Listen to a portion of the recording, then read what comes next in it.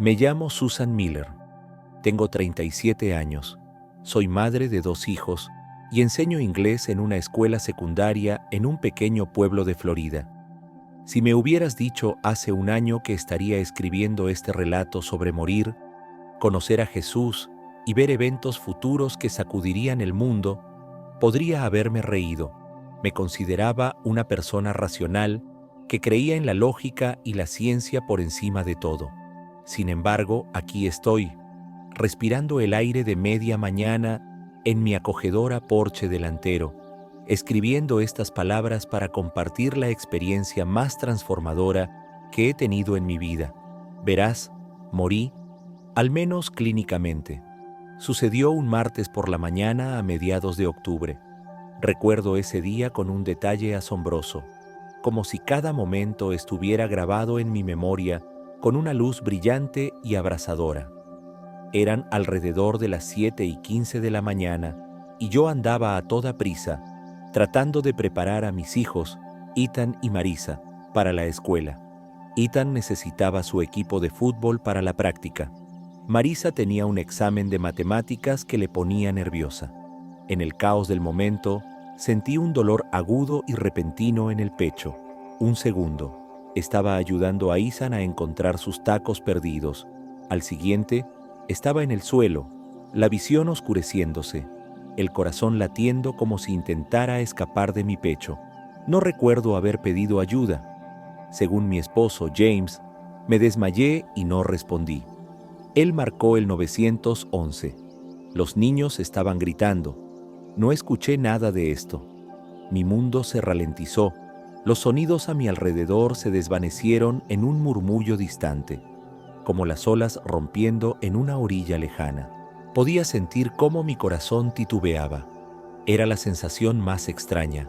Un desmoronamiento interno. Luego, oscuridad, un silencio pesado, antes de que todo en mi mente se iluminara con un resplandor más brillante que cualquier cosa que hubiera visto. No sé cuánto tiempo estuve clínicamente muerto. Los doctores me dijeron más tarde que fueron alrededor de 4 minutos, tal vez un poco más. Pero en esos 4 minutos experimenté algo tan profundo que reorientó toda mi comprensión de la vida, la muerte y el reino espiritual. Me encontré de pie en un túnel de luz. Las palabras no logran describirlo con precisión. El túnel no era solo luz, era una brillantez viva y respirante. Tenía peso pero no pesadez, calidez pero no calor. Podía ver hilos brillantes tejiéndose a través de ella, como si la luz estuviera hecha de infinitos filamentos de oro y plata. No sentí miedo, solo una suave invitación, como si algo al final de ese túnel me estuviera diciendo: «Ven, está bien».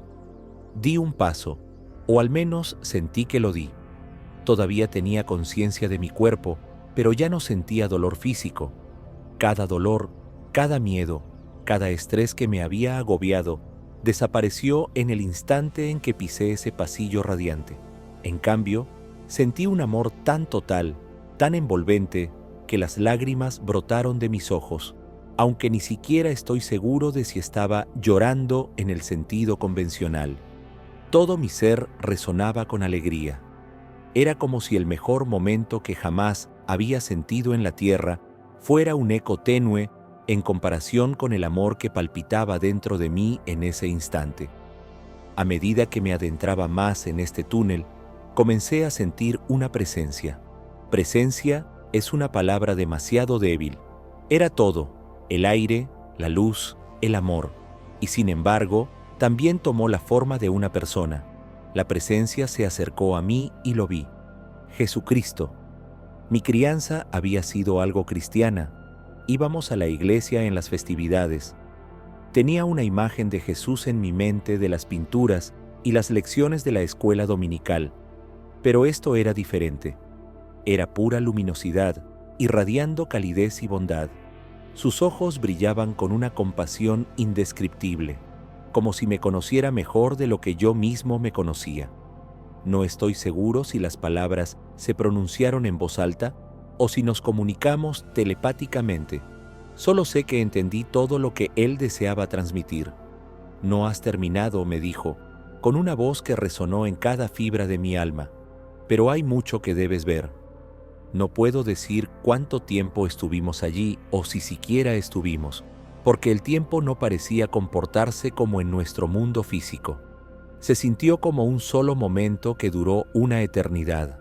No sentí miedo ni ansiedad, solo una paz inmensa. Luego la atmósfera cambió y Jesús me guió a mirar lo que solo puedo describir como una ventana hacia el futuro. De repente, vi una visión panorámica de eventos que él me dijo que se desarrollarían en 2025. No eran meros destellos, eran momentos vívidos y reales, como si estuviera en medio de ellos. 4 eventos importantes parpadeaban frente a mí como escenas en un gran documental cósmico. La primera visión giraba en torno a disturbios políticos en varios países, especialmente en los Estados Unidos. Me encontré en lo que parecía ser una gran plaza de la ciudad, quizás Washington, D.C., aunque no estaba del todo claro. La gente se había reunido en enormes multitudes. Había ira, protesta y frustración en el aire, pero también una sorprendente cantidad de esperanza. Las pancartas ondeaban sobre nuestras cabezas. Las palabras eran difíciles de leer, pero el sentimiento detrás de ellas era palpable. Una demanda de justicia, transparencia y compasión por parte de quienes están en el poder. Al principio parecía caótico. Estallaron enfrentamientos. La policía fuertemente armada confrontó a grupos de manifestantes y la tensión chisporroteaba como estática en el aire. Sin embargo, detrás de esta tensión había un hilo unificador. Personas de todos los ámbitos de la vida, jóvenes, mayores, de diversas etnias y creencias, se mantenían al lado. Era como si todos hubieran alcanzado un punto de inflexión colectivo, decididos a hacer que el gobierno y las corporaciones fueran más responsables, más justos. La presencia de Jesús susurró en mi mente. Este tumulto es tanto una prueba como un despertar. Conmoverá los corazones al ver el sufrimiento de los demás y unirse como uno solo. Me sentí simultáneamente sobrio por el tumulto e inspirado por la empatía que se encendía en tantas almas. Vi a ciudadanos comunes ofreciéndose comida y agua entre ellos. Muchos se mantuvieron con una determinación inquebrantable, buscando no la violencia, sino la transformación. Una ola de unidad se estaba formando, impulsada por un entendimiento compartido de que la gente ya no podía permanecer complaciente. Segundo evento: desastres naturales, sanación comunitaria. La visión cambió bruscamente. Ya no estaba en una ciudad. En cambio, me encontré flotando sobre una vasta costa azotada por monstruosas tormentas. Los huracanes golpeaban las costas, las aguas furiosas tragaban carreteras y barrios enteros estaban sumergidos. Reconocí algunos de los puntos de referencia. Esto se parecía a partes de Florida, la costa del Golfo, tal vez incluso la costa este, aunque era difícil identificar lugares exactos. Rayos se bifurcaban en cielos oscuros y ráfagas de viento derribaban árboles como si fueran simples ramitas. No solo fue en los Estados Unidos, las escenas saltaron a otras partes del globo: Asia, Europa, naciones insulares en el Pacífico, donde los terremotos, las inundaciones y los incendios forestales arrasaban. La tierra parecía gritar de dolor o quizás de purificación. La destrucción era enorme, desgarradora. La gente perdió sus hogares. Los niños se aferraban a sus padres en medio de vientos furiosos. Los equipos de rescate se enfrentaron a condiciones peligrosas. Había angustia, pero nuevamente noté un notable sentido de solidaridad. Los voluntarios viajaron a través de fronteras estatales e incluso nacionales para ayudar. Vi a comunidades enteras unirse, compartir recursos, ofrecer refugio y esperanza mutuamente. Sentí la presencia reconfortante de Jesús detrás de mí, como si me sostuviera mientras presenciaba estas tragedias. Su mensaje atravesó mi corazón. La tierra está viva.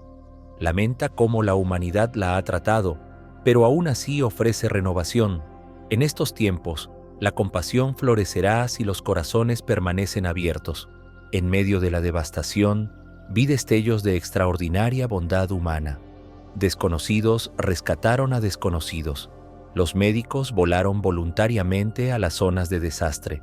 Las donaciones llegaron de países que históricamente habían estado en desacuerdo.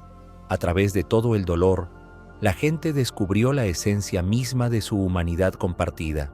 La esperanza, una vez más, creció en las grietas dejadas por la destrucción. La visión se transformó una vez más, y vi millones de pequeñas luces esparcidas por todo el mundo, como velas brillando en la noche. Cada luz, entendí, representaba a una persona cuyo corazón se estaba abriendo a la fe, la oración, la meditación o alguna práctica espiritual profunda. Iglesias, templos, mezquitas y centros de meditación estaban llenos de personas que buscaban consuelo y conexión. Lejos de ser un mero fervor religioso, se sentía como un anhelo genuino de tocar lo divino, de entender las corrientes más profundas de la vida y de encontrar un propósito. Observé a individuos formar pequeños grupos en hogares y centros comunitarios, discutiendo textos espirituales, orando por la paz y apoyándose mutuamente. Lo que me sorprendió fue la ternura en estas reuniones, personas escuchando profundamente, cuidando las cargas de los demás. Había lágrimas de sanación, confesiones y una sensación de liberación. Podía ver una luz dorada emanando de estas reuniones, como si irradiaran una frecuencia de esperanza y unidad en todo el mundo.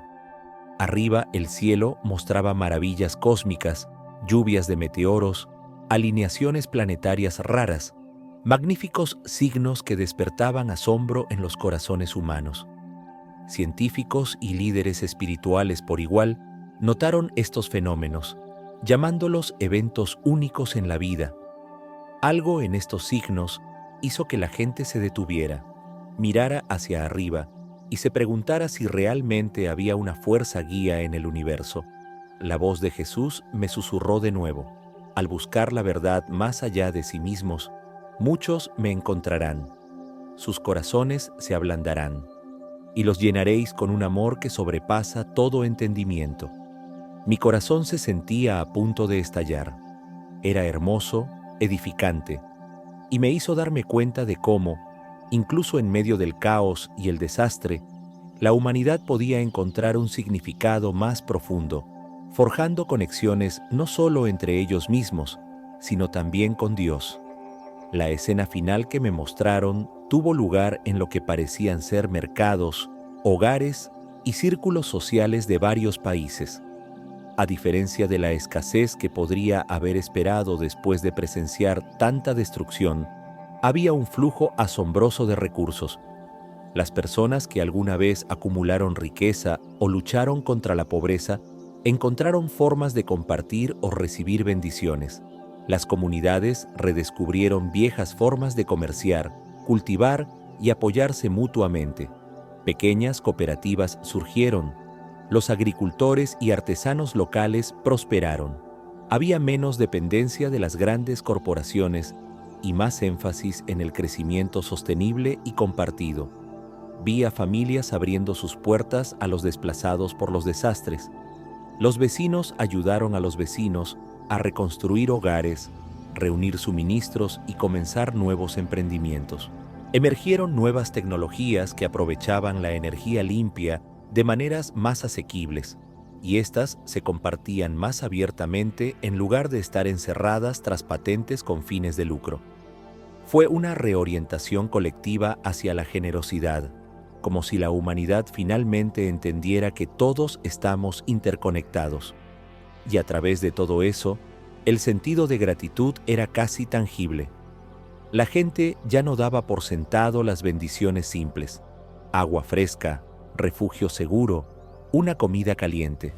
Hubo un cambio en la conciencia, una humildad colectiva que reconocía que todo lo bueno proviene en última instancia del Creador.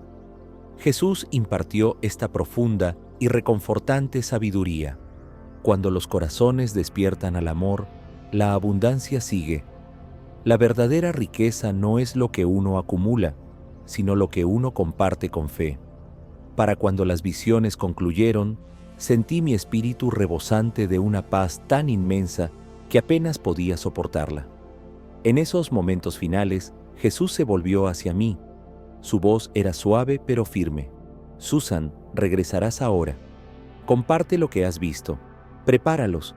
Hazles saber que el amor es el único camino. Abrí los ojos ante un torbellino de actividad médica. Mi visión estaba borrosa. Las luces brillantes y artificiales sobre mí me hicieron entrecerrar los ojos. Había doctores, enfermeras y máquinas pitando insistentemente. Escuché voces frenéticas, llamados urgentes por medicación, y luego alivio cuando alguien dijo: «Está de vuelta, tenemos pulso». Mi cuerpo se sentía pesado y rígido, como si me hubieran empacado en hielo, pero estaba viva. Había vuelto. Salir de esa experiencia fue desconcertante. Mi mente aún nadaba con imágenes. Inundaciones, tormentas, multitudes de manifestantes apasionados, reuniones de personas orando juntas, maravillas cósmicas en el cielo nocturno y una efusión de generosidad. Los duros fluorescentes del hospital se sentían invasivos en comparación con la suave luminiscencia del túnel, y aún así, había un consuelo en saber que estaba vivo, en los brazos de mi familia. Pasé unos días en la UCI. Los doctores realizaron pruebas, escaneando mi corazón, revisando mi cerebro en busca de daños. Me dijeron que había sufrido un paro cardíaco masivo, provocado por un problema congénito no diagnosticado. Por todos los relatos, no debería haber sobrevivido, y mucho menos sin ningún daño duradero.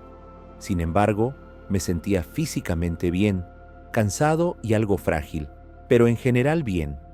Por dentro, sin embargo, estaba cambiado para siempre.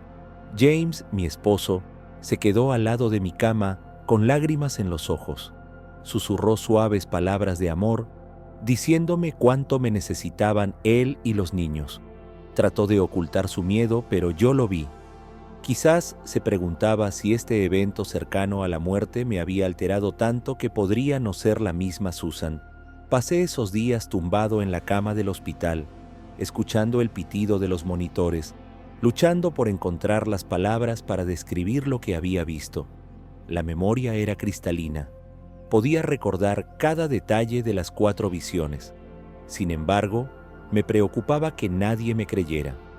Antes de esta experiencia, podría haber desestimado tal relato como una alucinación o el disparo aleatorio de neuronas en un cerebro moribundo. Pero esto era diferente.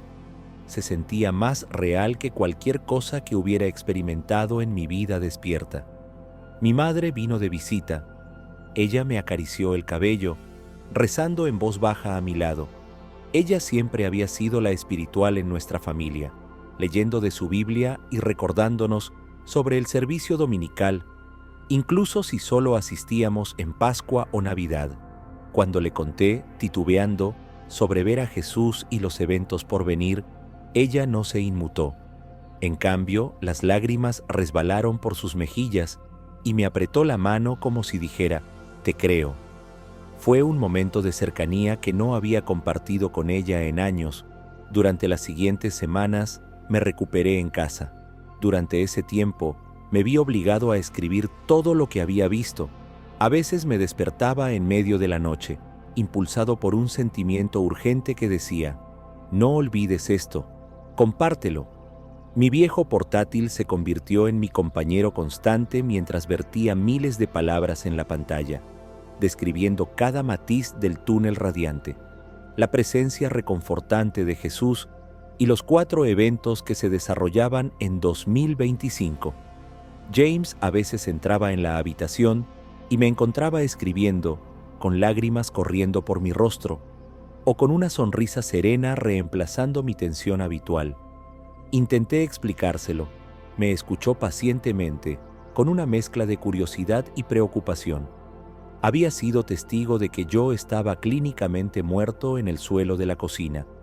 así que estaba abierto a la posibilidad de que algo milagroso hubiera sucedido. Pero aún era mucho para procesar. Con el tiempo, me aventuré de nuevo a la escuela. Mi director, el señor Hardin, me saludó con un cálido abrazo. Me dijo que todo el personal había estado rezando por mi recuperación. Mis estudiantes estaban emocionados de verme. Vitorearon cuando volví a entrar al aula, algunos incluso derramando lágrimas de alivio. Intenté retomar la vida normal, pero sentí esta atracción persistente. Debes compartir, debes advertir, debes prepararlos. Empecé compartiendo fragmentos de mi experiencia con amigos cercanos, tanteando el terreno. Las respuestas variaron. Algunas personas estaban fascinadas, queriendo escuchar cada detalle. Otros parecían incómodos, cambiando rápidamente de tema, como si el tema de la muerte y las visiones místicas fuera demasiado intenso para una conversación cotidiana. Una amiga, Carla, me habló de un canal de YouTube que compartía experiencias cercanas a la muerte, historias del más allá y despertares espirituales. Ella sugirió que enviara mi relato allí. Al principio, la idea de contarle al mundo entero sobre mis visiones me parecía aterradora, pero no podía sacudirme la directiva que sentía en mi espíritu. Unos meses después, me lancé. Le envié un correo electrónico al canal. Con manos temblorosas, escribí toda la historia, desde mi repentina caída hasta los 4 eventos que Jesús me mostró. Luego presioné enviar, con el corazón latiendo en mi pecho. ¿Pensarían que estoy loca? ¿Responderían siquiera? Lo hicieron. En unos pocos días, recibí una respuesta amable del presentador del canal, quien se sintió profundamente conmovido por mi testimonio. Pidieron permiso para presentar mi historia. Dudé por un momento. Esto era personal, íntimo. Pero algo en mí dijo, sí, este es el camino. Y así acepté. Así es como usted, querido lector, podría haber encontrado esta cuenta. Quizás viste el video o leíste una transcripción. Ahora quiero profundizar en las visiones con más detalle, no solo en los trazos generales, porque hay mucho que podemos aprender de ellas si prestamos atención. El punto de vista que tenía en la visión era peculiar, como si estuviera flotando sobre las plazas de las ciudades, presenciando los eventos desde múltiples ángulos. Vi cómo se acumulaba la tensión en América, donde los partidos políticos estaban a la greña, cada uno convencido de que tenía la superioridad moral. Las legislaciones que podrían haber ayudado a los marginados estaban estancadas. La gente salió a las calles para exigir cambios, equidad económica, justicia racial, reformas en la atención médica. Al principio había miedo, ira y una sensación de que la violencia podría estallar en cualquier momento. Pero lo que me sorprendió fue lo rápido que esta ira se convirtió en unidad en muchos lugares. Vi a madres de diferentes orígenes étnicos entrelazando las manos, formando cadenas humanas para proteger a los niños. Vi a exsoldados asumir roles como mediadores, utilizando su entrenamiento para mantener las protestas pacíficas. Líderes religiosos de diferentes denominaciones se pusieron de pie, instando a la compasión. Incluso en los despachos políticos, algunos representantes comenzaron a cruzar líneas partidarias, forjando alianzas para abordar los problemas sociales. Era como un eco colectivo que reverberaba en la psique de la nación, un grito primigenio por la decencia. Un aspecto clave de esto fue la comunicación. La gente utilizó las plataformas de redes sociales de nuevas maneras, no solo para debates acalorados o cámaras de eco, sino para apoyo en tiempo real. Los voluntarios coordinaron esfuerzos de ayuda para las ciudades afectadas por la crisis económica. Otros organizaron campañas de registro de votantes en comunidades históricamente desatendidas. A pesar de la turbulencia, floreció una ola de empatía, cerrando brechas que antes parecían insuperables. La presencia de Jesús en esa visión subrayó que estos cambios eran tanto una prueba como una oportunidad para la transformación. Las palabras que resonaron en mi alma fueron: en el caos, Muchos se darán cuenta de que comparten un terreno común, el amor por sus vecinos. Esto me hizo darme cuenta de que, aunque 2025 pueda parecer aterrador desde nuestra perspectiva actual, también está lleno de potencial para verdaderos avances sociales. La segunda visión de tormentas y terremotos fue aún más visceral. Creciendo en Florida, conocí a los huracanes, pero lo que vi estaba más allá de cualquier cosa que hubiera experimentado. Era como si la frecuencia y la intensidad de estas tormentas hubieran aumentado. Los refugios se desbordaron. Vecindarios enteros desaparecieron bajo el agua. Era aterrador porque se sentía tan real, tan inmediato y tan global, pero de nuevo, el desgarro fue igualado por la resiliencia. Hombres y mujeres de estados lejanos llegaron con barcos y camiones para ayudar a las regiones inundadas. Las iglesias del vecindario se convirtieron en centros de mando, coordinando suministros, comidas y apoyo emocional. En una escena particularmente vívida, vi una fila de personas pasando sacos de arena por una calle en alguna ciudad costera por la noche. Sus rostros estaban iluminados por los faros, empapados por la lluvia, pero seguían adelante, apoyándose mutuamente a pesar del agotamiento. En una escena aparte, vi a una comunidad que había sido devastada por un terremoto, techos hundidos, carreteras abiertas de par en par. Voluntarios de otros países llegaron, pisando escombros para distribuir agua y primeros auxilios. El sentido de camaradería era palpable, cruzando todas las fronteras de idioma, cultura y nacionalidad. Si el primer evento trataba sobre la unidad social y política, este trataba sobre la unidad humanitaria, impulsada por la empatía hacia el sufrimiento humano.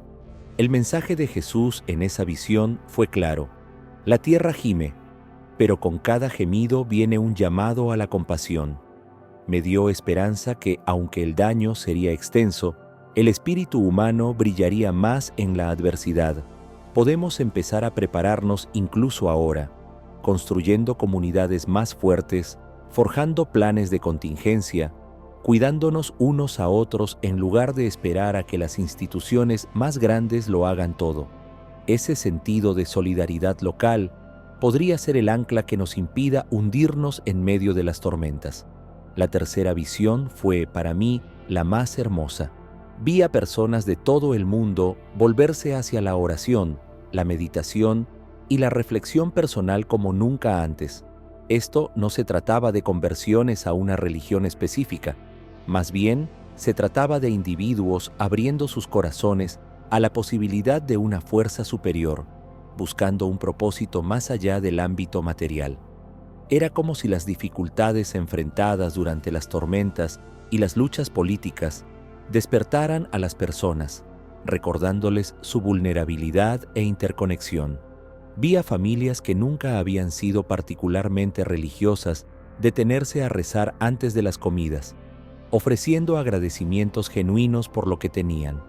Vi grupos meditando juntos en los parques, buscando la paz interior y enviando pensamientos de sanación hacia afuera. Los maestros espirituales de muchas tradiciones ofrecieron orientación sobre cómo liberar el miedo y dar la bienvenida al amor. La juventud, especialmente, parecía sentirse atraída por estos movimientos, quizás cansada del cinismo que habían heredado. Los cielos, en mi visión, mostraban fenómenos maravillosos: cometas, lluvias de meteoros, alineaciones planetarias. Los científicos se maravillaron con ellos y se lograron nuevos avances en astronomía y física, cerrando la brecha entre la fe y la ciencia. En lugar de conflicto, muchos buscaron la colaboración, tratando de entender el universo de una manera más holística. La presencia espiritual de Jesús en esa visión transmitió: me buscan en verdad y en amor, no me ocultaré de ellos. Interpreté eso como que cualquiera que anhelara genuinamente una conexión divina, independientemente de las etiquetas religiosas, la encontraría. No se trataba de dogmas o rituales estrictos, se trataba de la sinceridad del corazón.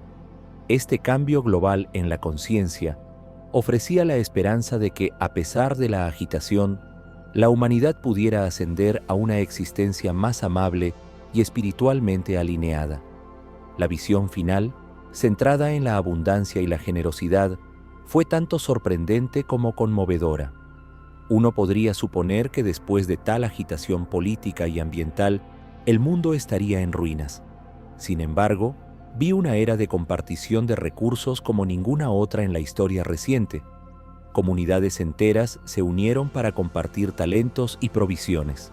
Los mercados de agricultores proliferaron. El comercio local prosperó. Las innovaciones en energía limpia se hicieron ampliamente disponibles, gracias a las colaboraciones entre científicos, activistas e incluso algunas corporaciones que experimentaron un profundo cambio ético. Vi a los propietarios convertir sus jardines en huertos, compartiendo productos con los vecinos. Vi a las compañías de servicios públicos ajustar sus políticas para ayudar a reconstruir las regiones devastadas, renunciando a tarifas y ofreciendo instalaciones solares con descuento. La vida cooperativa se volvió más común, con múltiples familias compartiendo grandes casas o complejos de apartamentos para apoyarse mutuamente en la crianza de los hijos, la atención médica e incluso en emprendimientos comerciales. Lo que más me sorprendió fue que la moneda central de estas comunidades parecía ser la gratitud. La gente se ayudaba mutuamente no por obligación, sino por genuina alegría y respeto mutuo. Vi a niños pintando piedras con palabras como esperanza, fe y paz, colocándolas por los pueblos para alegrar los ánimos. Vi a hombres y mujeres reunirse semanalmente, no solo para discutir finanzas y logística, sino para orar o reflexionar sobre sus bendiciones. Algo en reconocer la fuente divina de todas las cosas abrió las compuertas a la abundancia material y espiritual. Jesús impartió el mensaje final: donde habita el amor, la escasez se disuelve. En ese momento, sentí una profunda convicción de que nuestra mentalidad hacia los demás y el planeta realmente determina cuánto recibimos y qué tan bien prosperamos. Regresar a la vida, a mi cuerpo, fue tanto un alivio como un desgarro. Alivio porque quería estar con mi familia. Desgarro porque no quería dejar ese reino luminoso de amor y unidad. Pero me habían dado una misión. Susan, regresarás ahora. Comparte lo que has visto. Prepáralos. Desde mi recuperación, he hecho todo lo posible por atender ese llamado. No siempre ha sido fácil. Algunos amigos se alejaron, incómodos con mi nueva profundidad espiritual. Otros me abrazaron con más amor que nunca. Empecé a rezar y a llevar un diario todos los días. A menudo me despertaba antes del amanecer, cerraba los ojos y recordaba la radiante presencia de Jesús en ese túnel. Me centraba y me daba fuerza para las tareas que tenía por delante. Una de esas tareas fue escribir este testimonio y compartirlo.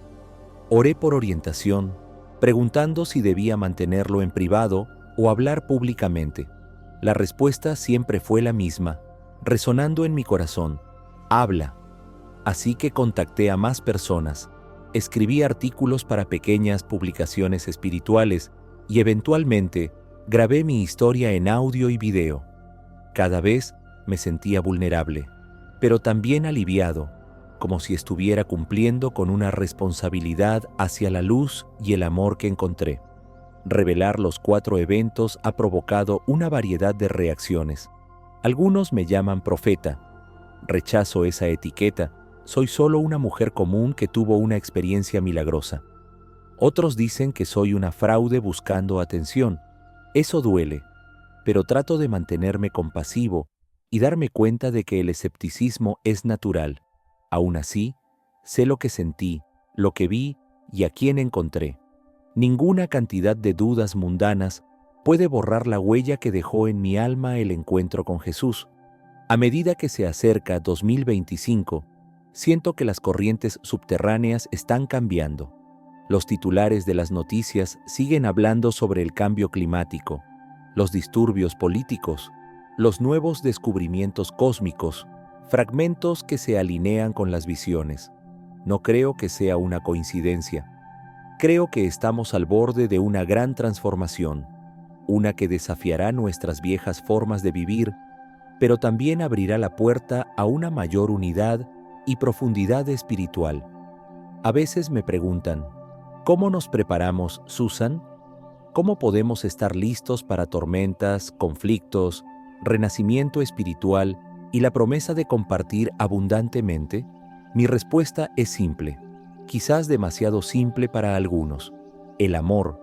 El amor expresado a través de la oración, la amabilidad hacia los vecinos, la vida sostenible, el perdón, la humildad y la disposición a vernos unos a otros como almas conectadas. No se trata de acumular suministros en un búnker, se trata de cultivar un corazón que pueda resistir cualquier tormenta, un alma que reconozca la chispa divina en todos los seres. También sugiero medidas prácticas, construir redes comunitarias, aprender habilidades que promuevan la resiliencia, como primeros auxilios básicos, cultivar alimentos o generar energía a partir de fuentes renovables.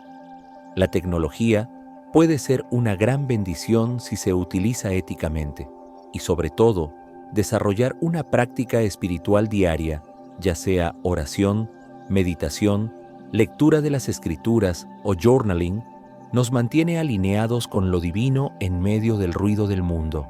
Me gusta reflexionar sobre la historia del Arca de Noé. Algunos lo leen literalmente, otros como un mito, pero la moraleja es cierta. Advertido de un gran diluvio, Noé se preparó con fe, construyendo un arca para salvar la vida. En cierto sentido, las visiones que Jesús me mostró podrían ser las lluvias en el horizonte, pero quizás nuestra arca no sea de madera y clavos literales. Es una devoción colectiva a la sanación, la compasión y la fe, un arca de corazones unidos en amor.